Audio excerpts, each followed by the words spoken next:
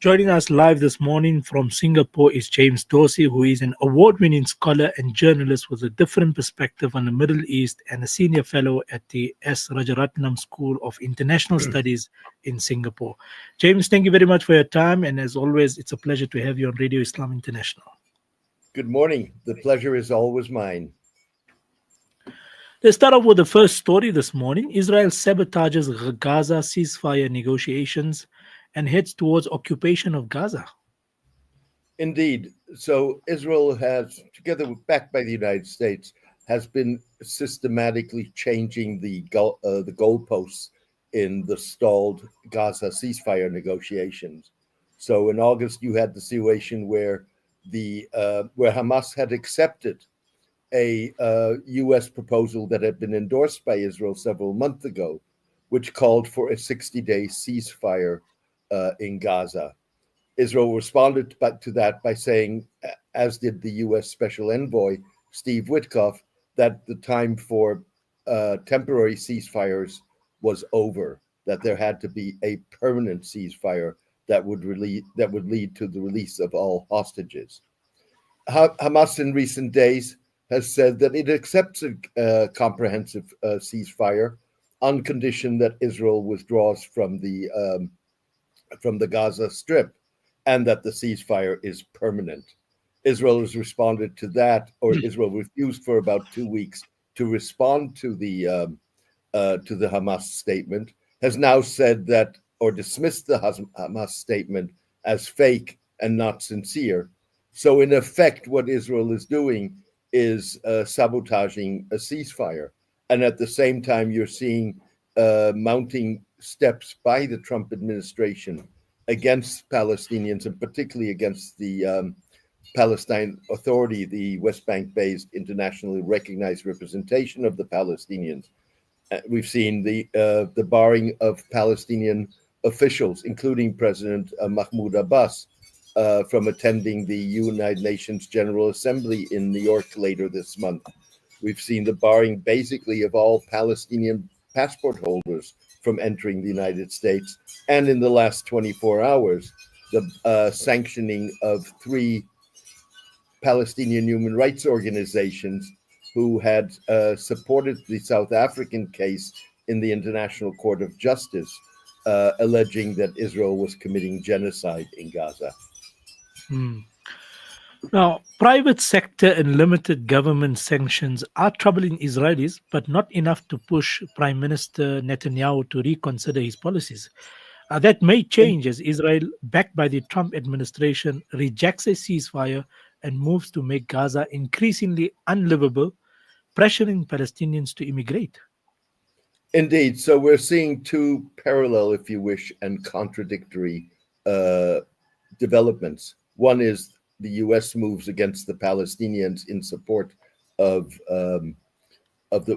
Israel. The most recent statement by the U.S. Secretary of State Marco Rubio, which seemed to endorse a potential Israeli annexation of at least parts of the West Bank in response to Western nations, U.S. allies, planning to recognize Palestine as a state at the UN General Assembly later this month.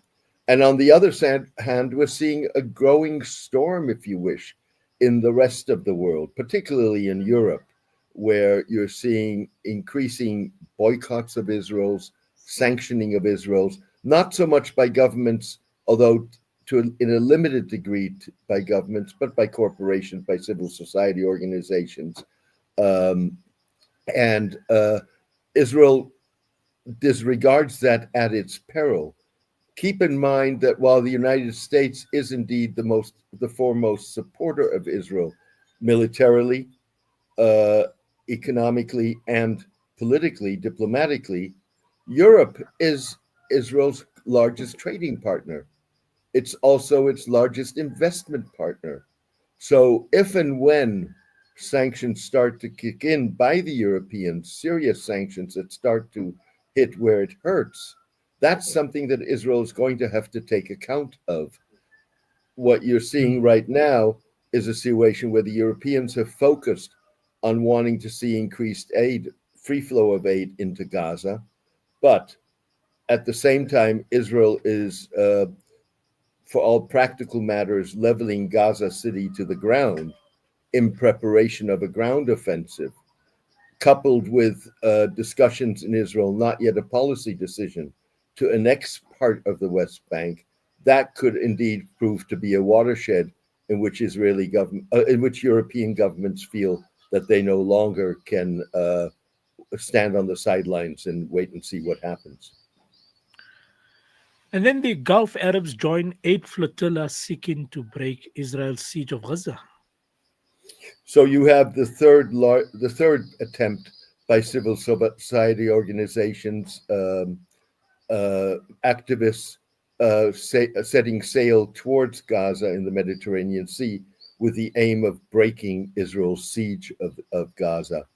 This time round, this is the biggest of those attempts. It's 50 ships, crews, activists on board from 44 countries. But importantly, for the first time, you're seeing Gulf nationals participate in a flotilla.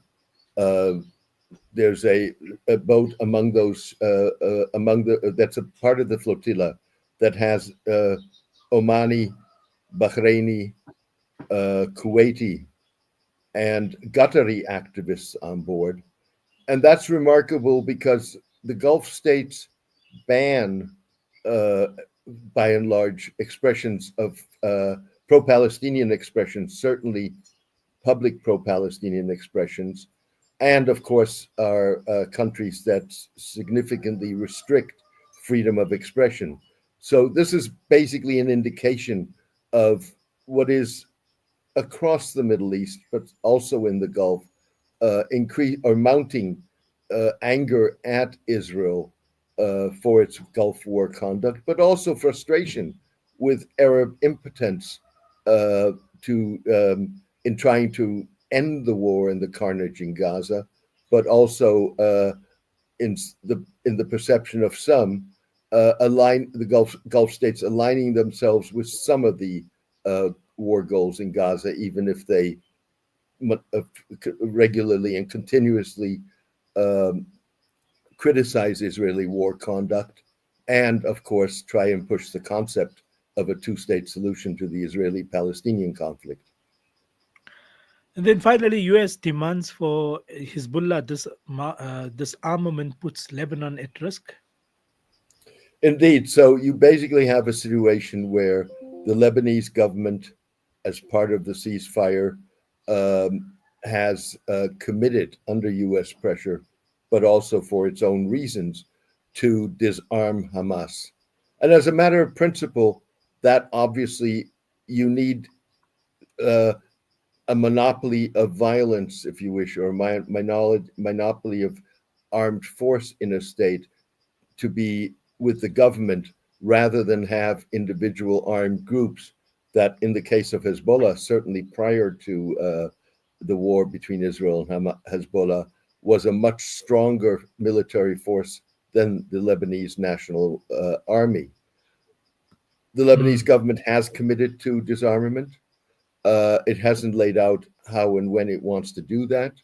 And at the same time, Hezbollah, even though severely weakened by the war with Israel, has said that it will not disarm, at least not as long as Israel occupies any part of Lebanon, and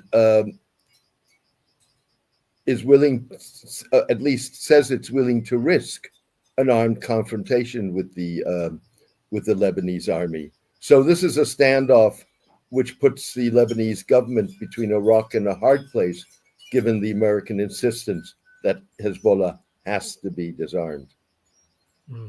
James, thank you very much for your time this morning. Much appreciated on Radio Islam International. As always, thank you for having me. Thank you. Bye-bye. Sunbeam Steel, suppliers of all steel products.